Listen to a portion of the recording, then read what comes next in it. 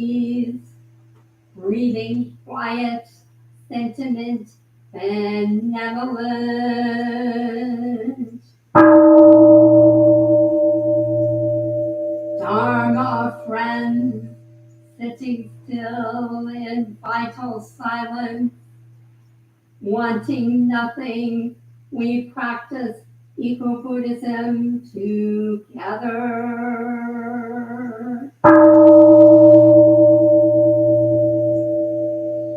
The sound of the temple bell booms for all to cease from conflict. May the way of Buddha usher in the dawn of non-violent global village forever.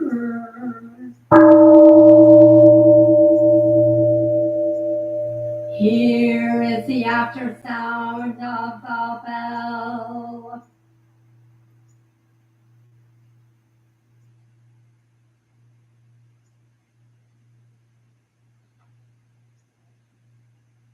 Thunder of silence, light after Dharma rain.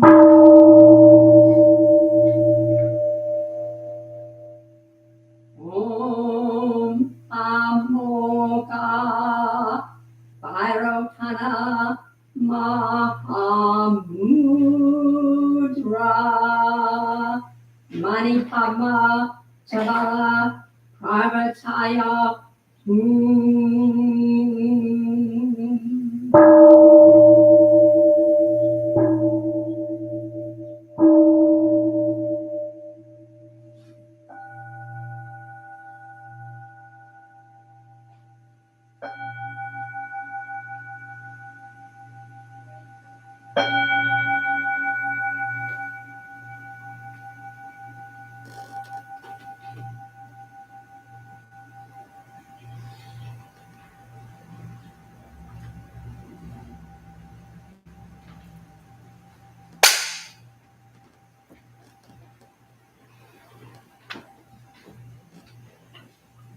Please rise and gather around come forward for chanting of the refuges.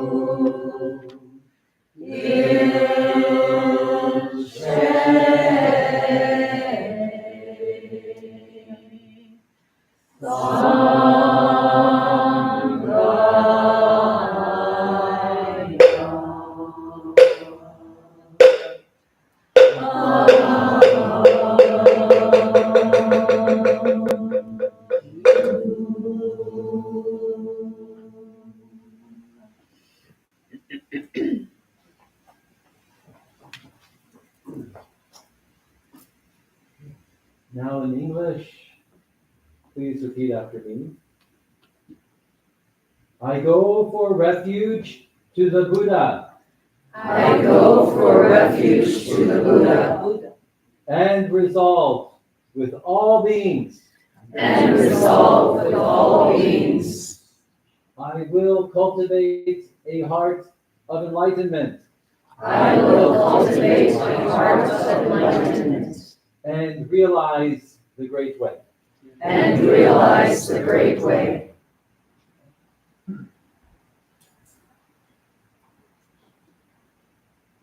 I go for refuge to the Dharma. I go for refuge to the Dharma. And resolve with all beings. And resolve with all beings. I will penetrate the teachings. I will penetrate the teachings. And uncover oceans of wisdom. And uncover oceans of wisdom.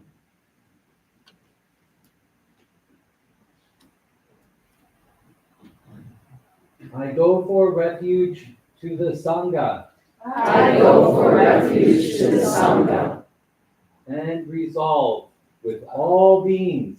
And resolve with all beings. I will seek great peace and harmony for the many. I will seek great peace and harmony for the many. And transform this world into Buddha land unimpeded. And transform this world into Buddha land unimpeded.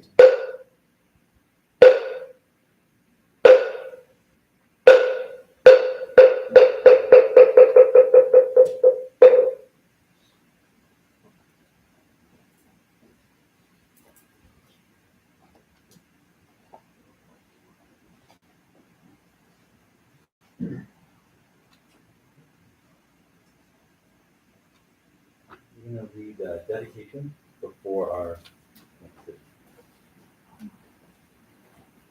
On this first day of September 2025, 2024,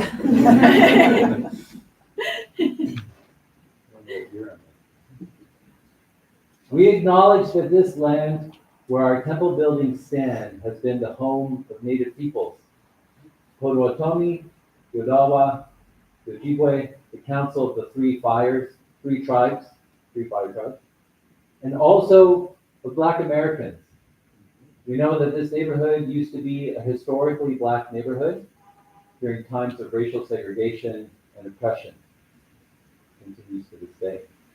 From our own awakening, for the awakening of all life, may the benevolent energies of our meditation, chanting, and full presence here at this service, this AM, extend to all beings on this planet and throughout time and space. May there be deepening of our interbeing. May peace prevail and wars cease. Take that energy and that dedication to our whole being, and we return to our seats for a shorter period of meditation.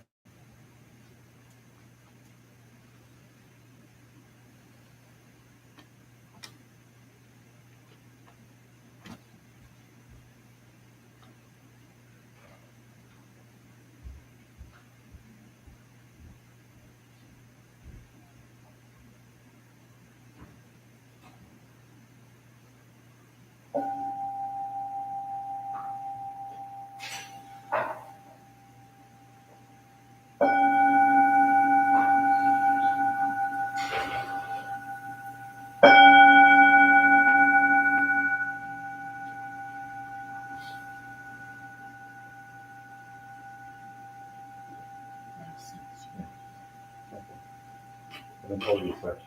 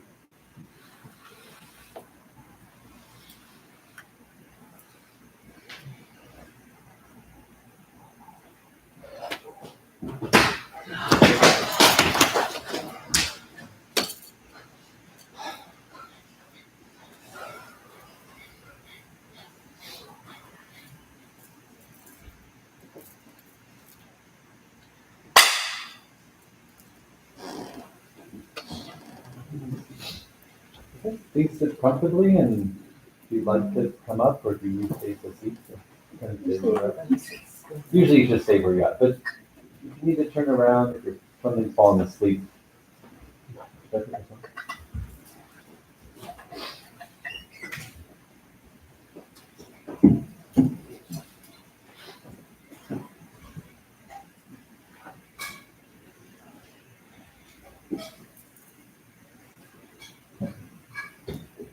Can you hear me?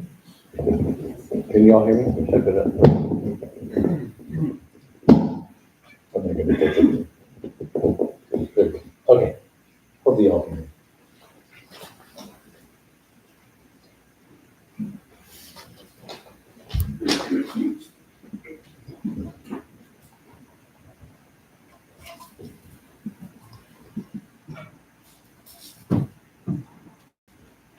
Okay.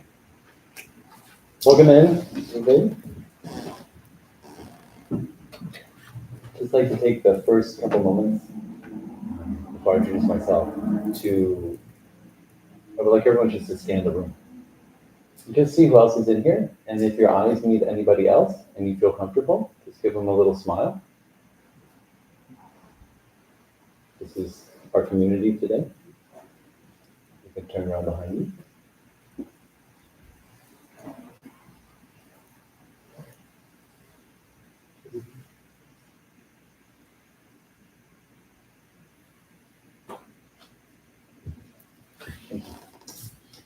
That's a quick way of getting you all to see each other. My name is Kusa, Kusa, Kusa. Street name is Ivan. I am a Dharma teacher with the society and affiliated here with Ann Arbor. I used to live in Ann Arbor for a little bit, and but now I'm a Buddhist chaplain at Davidson College, which is in North Carolina, just north of Charlotte, you know the area. Anyways, so I've been there for a few years, and I've been around in many places. So I'm going to give just a talk today. Actually, I had one thing in mind, and then Haju yesterday was like, well, you should, one, you're giving the talk, and then two, you, and then also maybe you should think about Labor Day, because Labor Day is tomorrow. Kind of what's going on in our consciousness these days, even though it's probably not in many people's consciousness. At my school where I teach, we don't even get Labor Day off. And had it off for a long time. But public schools do. So I'm going to mix a couple of things there. The first thing though, before I get started, and actually my dad's birthday is tomorrow. My dad's been passed away for 21 years. But his birthday is tomorrow, actually, on the 2nd of September. And so I'm going to reflect a little bit. It was a really wonderful thing that you brought that up, Haju, because it gave me a chance to remember something that I hope to share. But before we get started, I'd like you just to think about, because I'm going to talk about some Buddhist teachings that may help, who knows, or something. And it would be helpful if you had in mind something that's kind of on your mind, on your heart. Maybe it's like a problem or an issue that you're facing. Could be really small, could be very big. It could be insurmountable. A lot of those people. So just take a moment. I'm going to give you just 30 seconds in silence. Really kind of focus on something that hopefully is actually energizing for you, enervating. Like it might be enervating in bad, like in a way that you don't like, but it's something that grips you a little bit. That's comes up a lot with my students. So I'll just take 30 seconds.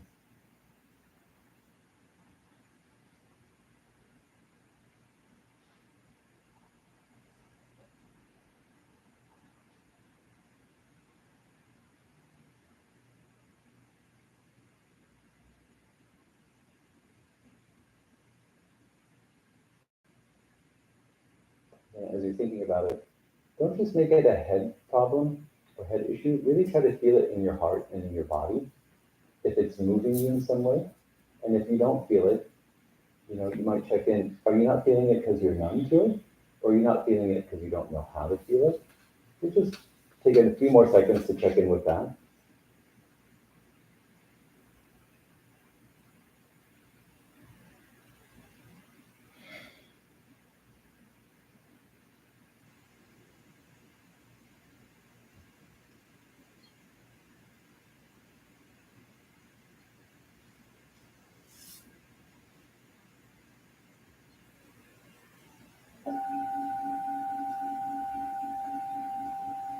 Just come back together.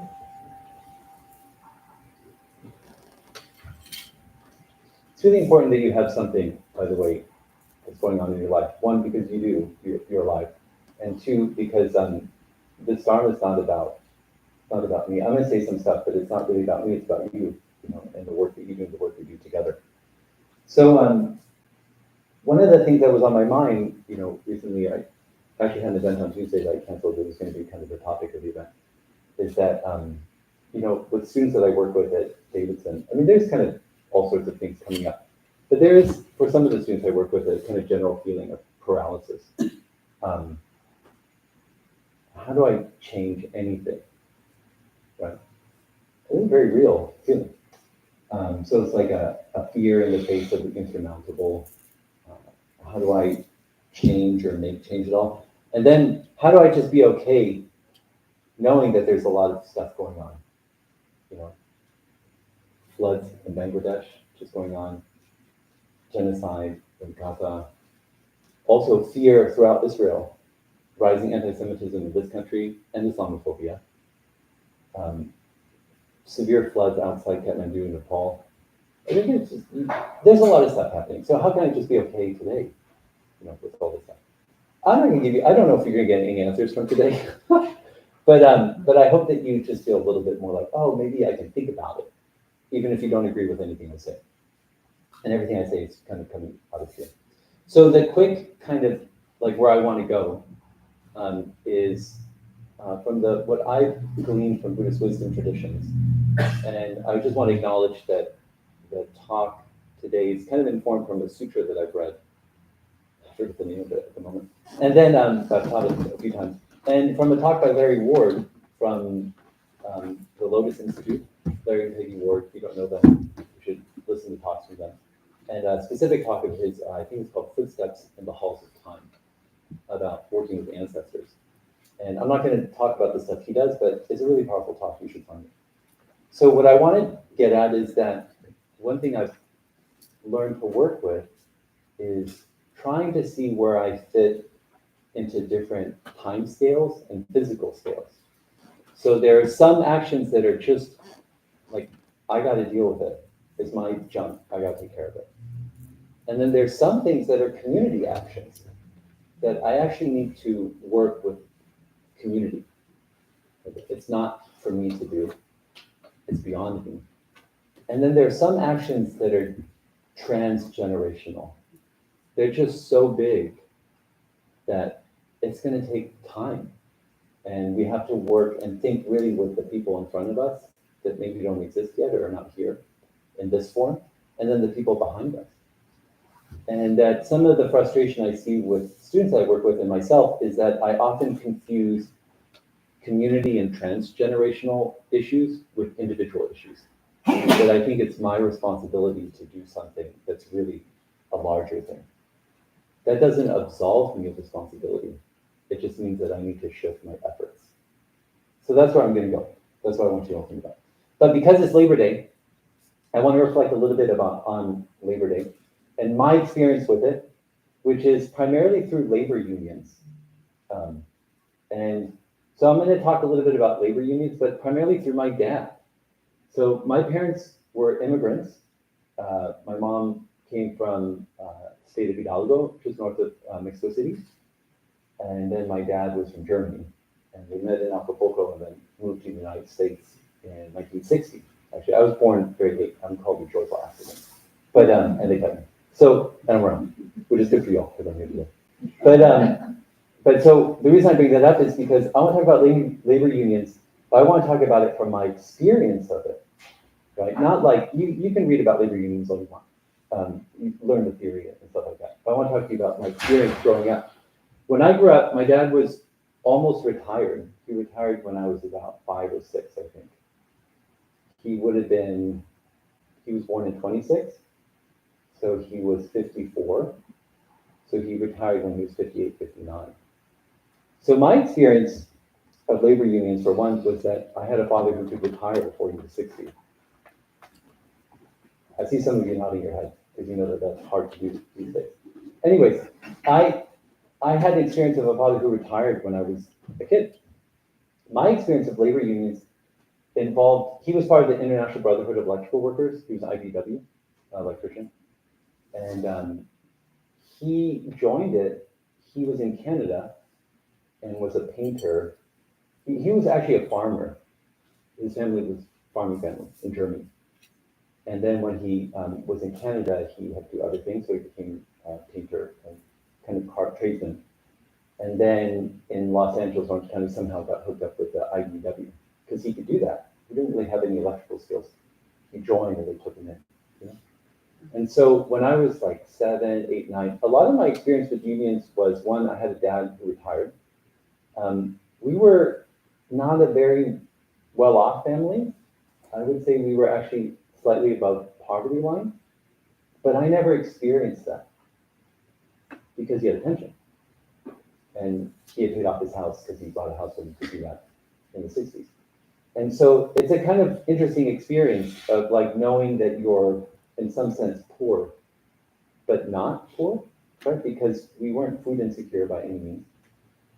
He got the regular kind of income that came up in his retirement. And we would often go to this building like the labor union building, you know? And my experience of it was they had free coffee, and I didn't drink coffee when I was 7 or 8. I just took a bunch of sugar and I put it in water, and I drank sugar water. Don't ask me why. And he met people, and they all seemed to know each other and greet each other, and he didn't really know any of these guys. They were all connected through the union. They were union brothers in a sense.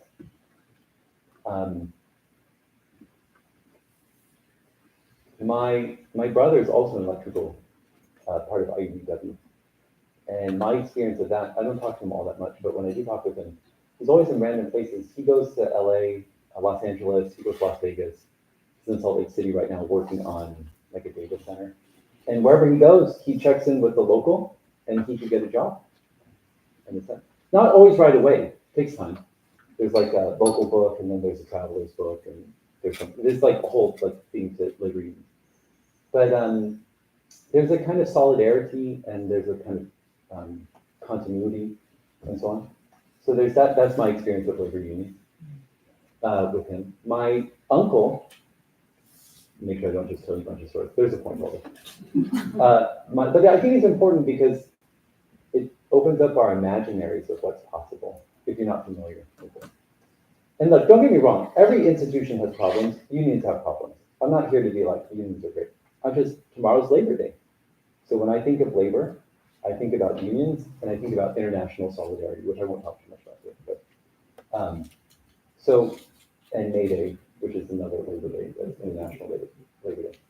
But my uncle, my mom brought him up from Mexico City. They were living in Mexico City because her father was killed, and her mom remarried, and they moved to Mexico City in the mid-50s. And her brother, normal young guy in Mexico City at the time, which meant he drank a lot and didn't really have a future for himself because he didn't know what to do. And so my mom brought him up. And that's not a commentary on people in Mexico City, it's a commentary on big megalopolises and cities and bad infrastructure and a kind of growing international trade, and there are all sorts of reasons for that too. But he was brought up, they moved up to LA at a time when he could just move as a Mexican. And he didn't speak much English, and he joined the International, or the Brotherhood of Carpenters, and joined it, right? Carpentry Union. And I was talking to him recently, I was at a wedding anniversary, and he was saying how he would show up for work and he didn't even know what equipment to bring, you know? And the guys, which were predominantly white guys, people from Los Angeles who spoke English, who couldn't really speak with him because he spoke Spanish, they could see he wanted to be there. So they would tell him what to get, and then he'd come home, and then my mom would take him to like the hardware store to get the stuff, and he'd come back and they would teach him. He was a journeyman, right? So he'd be like going through the apprenticeship. So the people who didn't even know each other, they kind of solidarity, right? Like really working together for that cause or issue. That was possible. It's still possible today. It happens. And that's his story. And he's been in the Carpenters Union like more than 50 years. Like he was in more than 50 years, so he retired. My direct experience with unions was when I was a graduate student here at the University of Michigan. Also when I was a public school teacher in Colorado. But when I was a graduate student here, I was part of GEO, which some of you may know GEO. It's the Graduate Employee Organization. University of Michigan has a long history. You should look it up on the website and learn more about them. My direct experience with them was that we went on strike, I think it was in 2006, maybe it was 2008, for many different issues, primarily for trans health issues. Actually, the university was denying certain coverage, and we wanted that to be part of our contract, and they didn't want that to be part of our contract. And so we striked. We went on a work stoppage, and we had a picket line, and somehow pizza showed up. Always lots of people on the picket line. And there were people in unions in Detroit that came to support us. They don't know us. We spend all of our time reading books and drinking at beer bars and talking about stupid theories and all sorts of stuff. But because we were in solidarity and we were on a line, they came and supported us. And that was powerful for me. That was a really wonderful experience because I was all interested in philosophy at the time, and that was like a real big bodied experience. So We ended up winning that strike, by the way. That was back then. So that was my kind of lived experience of union. Another experience with unions and laborers, and this gets to the kind of individual community action and so on, is I was a public school teacher in Colorado for 5 years. And my mentor teacher, he used to teach in what we call like the golden age of teaching, the 60s, and the 70s and 80s too. And he had like 2 planning periods a day. If you're a teacher, this makes sense. Planning period, you have to teach during those periods. He would get sabbatical, like they pay him not to teach. As a public school, high school teacher, he did a master's. This was in Colorado Springs too, by the way. Colorado Springs is a very libertarian city, even at the time. He did masters, they helped cover his masters and so on. When I was a public school teacher from 2013 to 2019,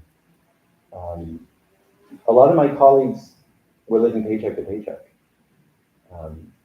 We had one planning period, but that would often get taken out, there was definitely no such thing as sabbatical. A lot of things had been taken away or eroded, over time. I would also suggest partly because teacher unions are much weaker than they used to be. They have a lot less power, especially in the state of Colorado. The main one is actually an association. Okay, that's just a little bit on Labor Day, by the way. It really might not have anything to do with what we're talking about, but it actually does. When we take our refuge, we say we resolve with all beings, right? I resolve with all beings, la la la la la. I resolve with all beings, la la la la. Labor unions are resolving with all beings to care for one another. Caring is not an individual action. It's a community action. And it's something that has to be cared for and protected across generations. And my experience with that is through unions, right? So unions kind of you might think of the Buddhas and Bodhisattvas as like the union of compassion workers, right? Across time and space, pure lands, hell lands, all lands. And they drink coffee at night and sugar water when they're kids and all sorts of stuff. If I was going to sum up things that I've learned from labor unions and people working in solidarity with one another, it doesn't always have to be unions, by the way. We were at breakfast today and we were talking about different topics around health. And one of the residents brought up that in her experience with people who work in kind of disability theory or ability theories and how that works, that it's better to think of, if you think you're quote unquote able-bodied, you're temporarily able, right? Really, you are temporarily able. At some point in time, you're moving towards a variety of experiences of how your body works. So this idea of I'm abled and you are disabled. Usually it's like you're disabled, I'm the nothing, right? Because you're not the thing. So it's not a healthy way to think about it. But the reason why they came up at the table is because the resident heard about that from a group of community organizers who've taken the hard time to develop that understanding and then talk to that person about it. And then that person courageously stepped up and said it to us, right? Individual action, community action, transgenerational action. Because the community that understood that didn't just learn it in a vacuum. They learned it because there's a host of ways that we've treated and mistreated other people. And so you learn from that and you keep changing and then you teach individuals. And then hopefully I'm saying this to you now because that was important that it came up, so we keep sharing the knowledge. So things that I've learned from unions, from community organizers, and people who work for the benefit of others is one, there's a lot of this work is community-based. Like we have to rely on one another. I'll give some examples of that in a second. And then hopefully we'll return to your whatever's bothering you these days. So we have to think about community action and solidarity. Community with others. So Labor Day, tomorrow, reflect on your communities and your solidarity with them. Do you know your neighbors? There's this heartbreaking story. The details aren't completely out, so it's unclear. But a worker in Phoenix checked in, logged in to, did anyone read the story? Yeah, logged in to Wells Fargo, died at their desk, and they didn't find the worker until 3 days later. They were just at the desk. Now, it's unclear there's a lot more to the story. It could be a clickbait headline, but from the little bit more I've read, it seems like they were there for at least more than a day, and people were just walking by. So tomorrow, community, solidarity. Do you know your neighbors? Do you know the people you work with? We had a 3-hour power outage in Cornelius the other night.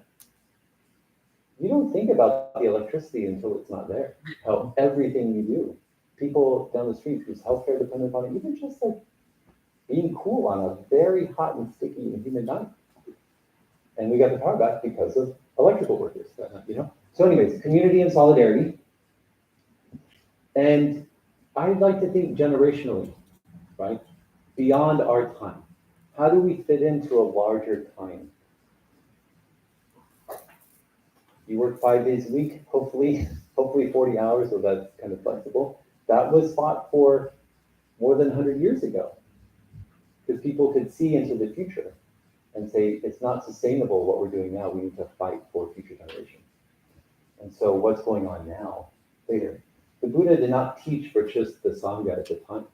The Buddha taught for all of us. He didn't even know who we are here, right? So are we thinking transgenerationally?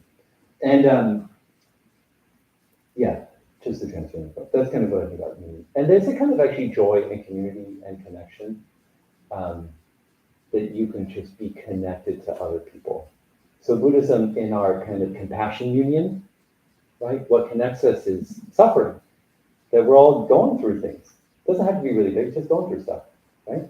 And so the union of Buddhas and Bodhisattvas is actually like trans-community, it's global, it doesn't have any boundaries. It's pretty powerful, it's just connected to everybody, in a sense. So what I'd like to do is return to your, whatever's going on with you these days, something that's on your mind. And I would really like us just to reflect for a moment, and I'll just give an example from my life here. Do you clearly see what your individual involvement is, what's community, and what's beyond even our present day communities? And ideally, that's just the first view part, getting a right view on the situation, which hopefully leads to intention or aspiration, second part of the Eightfold Path, which then might lead to shifts in your effort and your mindfulness. Because if you shift your effort, you bring your mindfulness back into your view, which then allows you to concentrate your life into your view, which will change your speech, your action, and your livelihood. That's a Noble Eightfold Path, by the way. So it's your Buddhist lesson for today. So I'll just give you a couple of quick examples. Always want to be careful about it. Make sure it's a good example, but who knows. I'll just, this is an everyday thing. There's some really big things. I can use some really big, but there's some everyday examples. I'll give you two. One is, as Buddhist chaplain, I lead retreats. I lead meditation retreats. And so when I got there, I was feeling, I'm supposed to take students on a meditation retreat every spring break. And I was feeling pretty overwhelmed. Like, I didn't know what to do. How am I supposed to lead a retreat, right? And it was actually pretty overwhelming. I had a lot of different things to do, and I was walking through my mind, like, what am I supposed to do? Am I even good enough to do it? I'm a fraud, all that sort of stuff. Like, oh, they're gonna find me out. I'm gonna get fired. I was confusing a community issue for an individual issue. Why did I even think that I was responsible for the whole thing to begin with? There's a lot of like, I don't want to say our society. I don't know what our society is. I just know that in general, what I find is we often take things that are larger than us and we make it an individual thing. And then when we do that, we cut off our connection to being, to each other's beings. So it wasn't, then I realized, you know what I'm gonna do? I'm gonna lean into my community. So I talked to Haju and Ma'um. I was like, hey, can I bring a bunch of students here? And they're like, yeah, let's do it. The Sangha House was kind of opening. This was a few years ago. And we were coming out of like the first kind of, when COVID first broke. We're still in COVID, but just coming out when it first broke. And then we had like 20 people here. Remember, we had 17, 18 students show up. Sangha members made food. It was a rollicking good time. And it was definitely more people than we had expected. And I thought 10 people would show up. And then like 18 people wanted to come. And I don't know, it was a great, it was a good experience. It was not an individual thing. And the reason that was made possible is because Senusunian and the students that he trained with saw a need to build temples so that people can do this kind of work. He had the insight to say, I'm doing this work now for beings that I won't ever get to know, because he's passed away. These students will never get to know him in that way, right? So not taking community action and thinking I had to do it all myself, moving into what was already out there. And then also recognizing that because of things people did in the past that happen now, we could do this. How am I working towards that in the future so that other people can benefit from that? But really, at first, I thought it was my problem to deal with. I always think it's my problem to deal with. Sometimes there are things that are my problem. I had to organize stuff. I had to do things. I had actual things I had to do, but I had community things that were not for me to do, right? And so on. The last thing I'm going to say, and this is a little bit more tender, but I'll just say my experience at Davidson College. Okay, so this is just my experience there in terms of what's going on. With the conflict in Israel, Gaza, and Palestine, there's a lot of, actually a lot more last year. It's not a very politically active school. I'm sure some of theirs are going to be like, we're. Not like other schools have been. And there's a lot of interest in, last year there was a sit-in. No, there wasn't a sit-in, there were some marches across campus, pro-Palestine marches. There was a lot of growing fear among Jewish community on campus. And I'm just going to make one comment about that. One comment on it was, there was a lot of focus on global issues, but there wasn't a lot of focus on local. And the local there was, how were we relating to each other in solidarity with one another? Now, that's not to say I was, support all the students in what they do, try to get in with them as much as possible. But a lot of the actions were being done without seeing how to be community. Now, that doesn't mean that everything would, that's going to solve any problems. It's not going to solve any problems. It's actually going to make things a lot harder. But it's a real harder because there were students who thought that their actions were not impacting others and this and that. So all I'm saying there is that there were a lot of individuals doing things and not looking kind of like trans community beyond the local, but missing a real deep community aspect. And students that actually would have been in solidarity with one another became alienated very quickly. I'm not saying this is going to, there's no solving a lot of problems. That's like one of the fundamental teachings I've learned from Buddhism. There's no solving a lot of the issues we're in, right? Samsara is endless. So even if you solve it temporarily, it comes back. Samsara is endless. So we got to give up on the idea of solving things. We just have to learn how to see one another and work in solidarity to make things better for people in the future, given the harms that we've come into in the past. So that's like kind of when you start thinking beyond this and you start looking this way, I'm just going to suggest it might ease up what feels like a block. If it doesn't, and this doesn't help, I hope you at least learned a little bit about some union issues and what unions have done for us for Labor Day tomorrow, and how this idea of a union of compassion, right, that without bounds for all beings. And also that we really have to fight to maintain the protections that have been won for us in the past, because they're being eroded very quickly. And so we have to continue to be mindful and careful in that way. So for conversation, if this brought up anything for you we'd like to hear, specifically, if you have something going on in your life and maybe repositioning where you fit into it helps free something for you, I'd like to hear too. And also any comments, complaints, while I'm still here, because I leave tomorrow, so then, got other things I gotta do. So the floor is open to you. Oh, and I should take my thing up because in the back. I think I can project. Yeah, I'm Kat, and I was thinking about, I'm in a band, and a big thing that we're always thinking about is like, get more gigs. And sometimes I can definitely feel like I am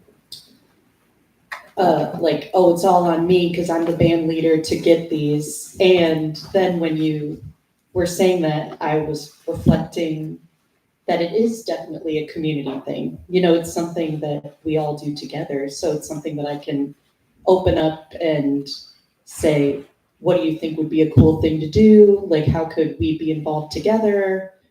And things like that. So it definitely helped me reframe.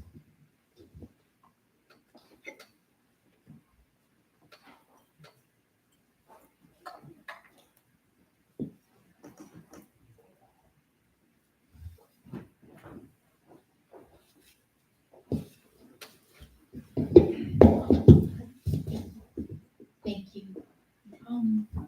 Just you using the word Charlottesville, I'm sort of taking a, did you say North Carolina? Yeah, Charlotte, Charlotte. Charlottesville, yeah. I have a beloved music mentor, Charlotte.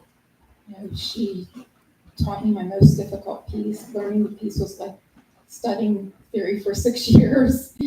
And she got me a performing opportunity at Carnegie Museum of Art. And I played my best piece for her master class. And she was offering a scholarship for me at Duquesne. She said, oh, you can live on Mount Washington or whatever. The second I shared that with my mother, she made some sort of comment, you would not know how to effect a divorce. And my mother knew I was in an abusive marriage. So I'm very sorry for any interactions that would take my soul imprint away. But Charlotte has moved up to Long Island and she's up in her stratosphere of years. I'm just waiting for the shoe to drop. Is she gonna pass away and I won't know how to connect with her?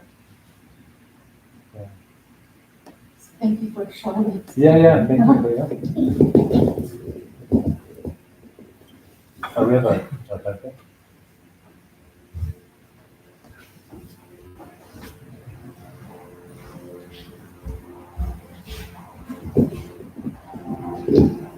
Thank you for sharing with us this morning. I do know the true importance of a union. I retired from the state of Michigan Department of Mental Health, and my union was ASME, and they negotiate a heck of a pension. So I appreciate all of their efforts. And you asked the question, what's troubling me today? And I have to respond honestly. How can you help me get my wife's credit card bill out of her hand, man? You know, I mean, she in her 60s, I'm in my 70s, and our production years is practically over. And I need to find some answers to that.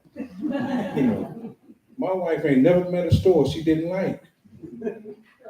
See, and I have a lot of joy in my life, but the only joy I don't have is open up that bill at the end of the month. Ain't no joy in that.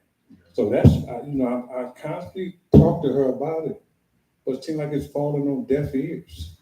So yeah, that's the only thing that's bothering me today. And I understand the value of union, but I want to ask you one other question. What do your name mean? You say K-A-S-U. K-U-S-A, Kusa. Actually, it's funny, I just had told you this. It's short for Kusa Ilsan, the kind of Korean saying 9 deaths, Kusa, Ku 9, death, 9 deaths, Ilsan, 1 life, Ilsan. So 9 deaths, 1 life. But synonym translated as don't waste your life. Kind of like you have this one life after 9 deaths. Yeah, So don't waste your life. I like that. Thank you. Alternatively, a cat has 9 lives. yeah. There's like that. Oh, my bye. Thank you. Mine's a little heavier. Stand up. Could you stand up, please? Mine's a little heavier, but it has a little bit to do with yours. So I'm meeting with my siblings after this. There's 4 of us. My dear sweet mother has a hoarding addiction. So she's gone from living with me, which produced a lot of triggering and rage from childhood, to living with my sister. And it feels insurmountable because we have now her and my father's home, which is full. We have just like everywhere she goes. My one sister really kind of hates her, doesn't think of her as her mother anymore. So I'm trying to figure out how to hold space and like, still be kind to my mother and show love to her, but also like understand my siblings, also not take the whole thing onto me. We're discussing putting her now into my old apartment, which I still have in my name. So yeah, it feels insurmountable. I have fears about them, of it kind of just being all dumped on me. So I'm now thinking about like the community aspect. We all have fears about calling, services in and what that would entail. So yeah, I'm open to anyone's wisdom, but that's kind of what we're dealing with today.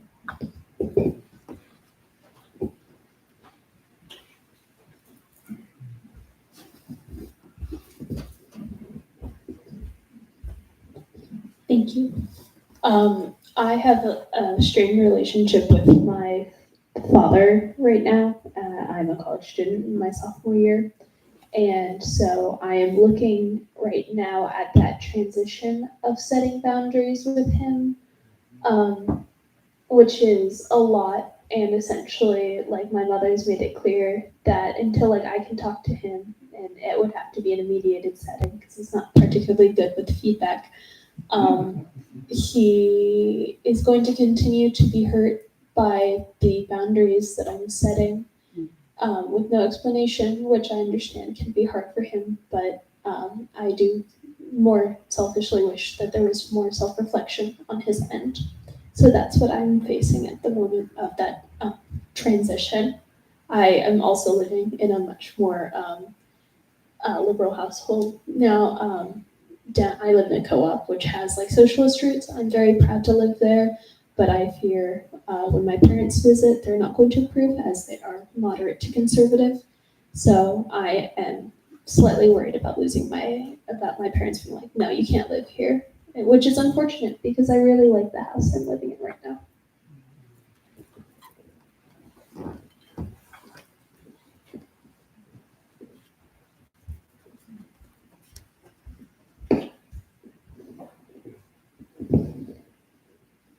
Hello. Sorry, it's my first time. Oh, did I turn this off? Okay. I just wanted to say thank you for sharing the perspectives, particularly for your students. I'm in my first year of grad school right now, and I feel like that's the first time I really thought about individual actions versus thinking about a larger community and then generations.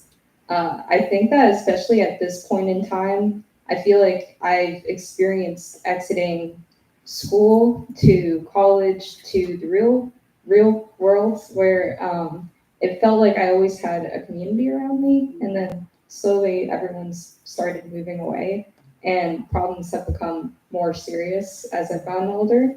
And I felt like it felt very sad to see these problems that felt like couldn't be fixed with the people around me. And I think this gave me sort of a new perspective that it's not necessarily about like, I help my friend or my friend helps me, but we're like connected. And then I can think about the University of Michigan, Michigan State, which was my last college, and how those are like all communities that I've been a part of, and then potentially this one too. So yeah, thank you.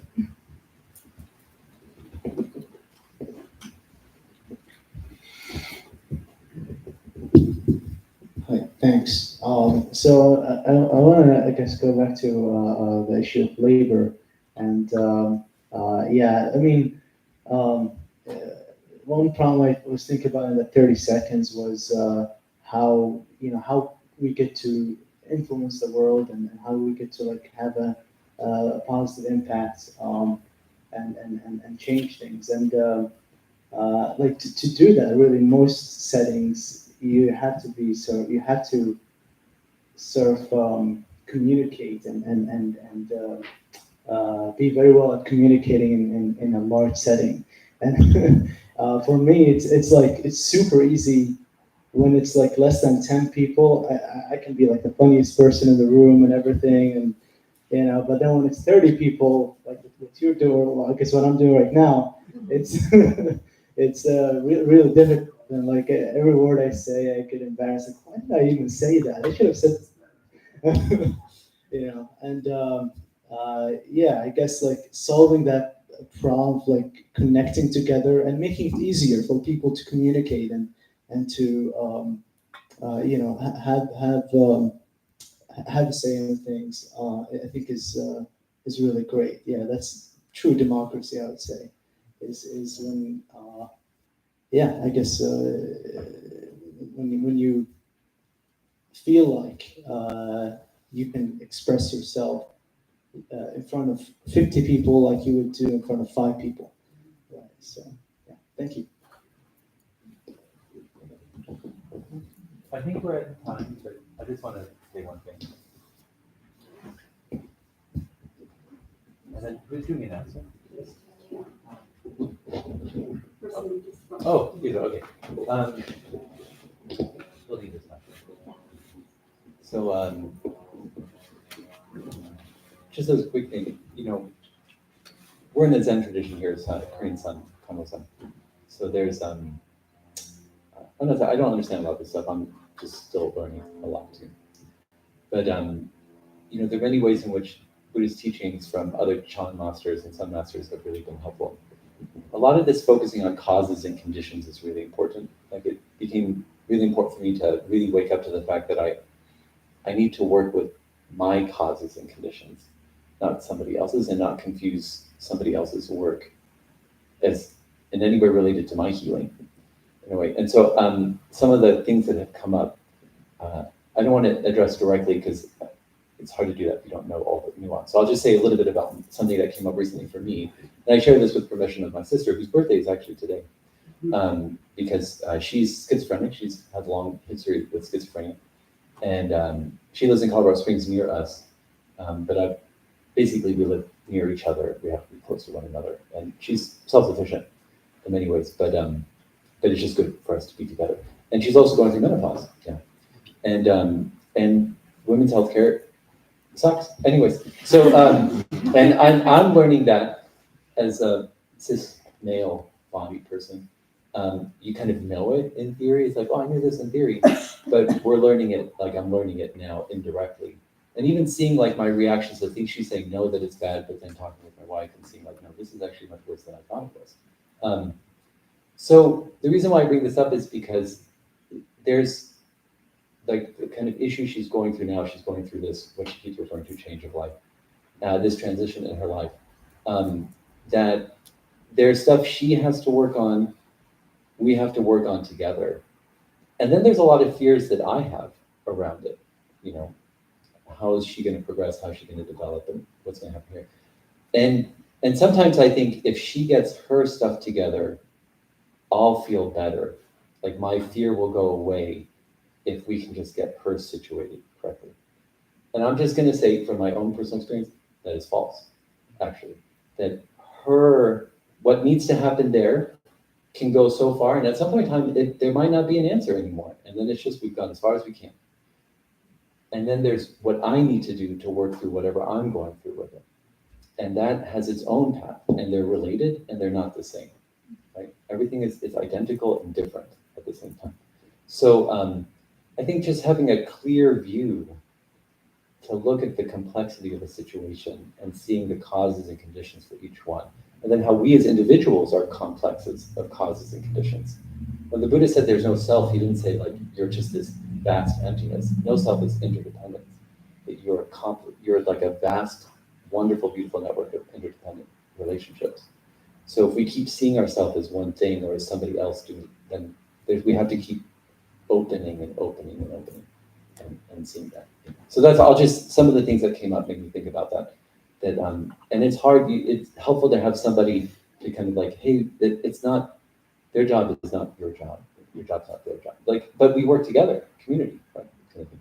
Okay, so that's just comes to mind. thank you all for sharing and being vulnerable today and for your wisdom and just your engagement with it. And if this resonated, I hope that's wonderful. And if it didn't resonate, as long as you got some meditation, you get to chill here. The shadow and the lights were really beautiful while we were meditating, if you noticed. I hope you continue to notice them during the day. Can we have announcements?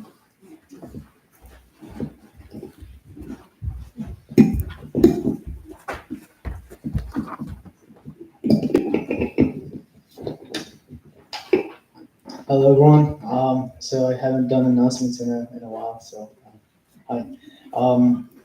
So we have this service every Sunday at this time, and we also have a 4 p.m.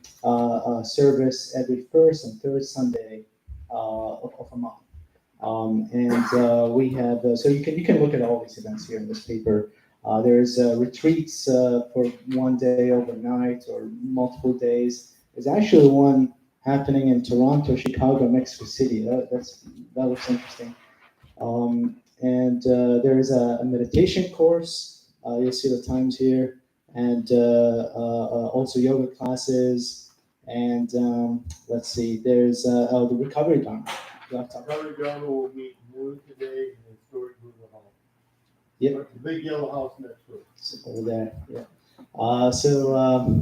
Yeah, that's about that. And there's you can do donations over there, monetary donations, or do we have work practice today? Yes. Awesome. So 15 minutes. Please meet in the front now. 15 minutes. Awesome. Yeah. Thank you. Thank you.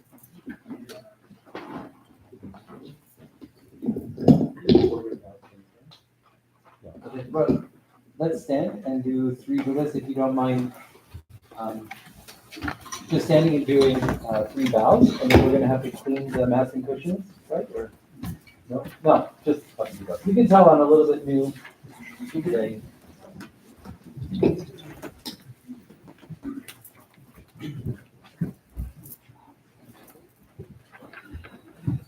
But before we do the 3 vows, just as we prepare our bodies and our minds and our hearts, just think about all of the beings, parents, family members, community members, animals, plants, that have made our life today possible, that without wanting much in return have given us so much.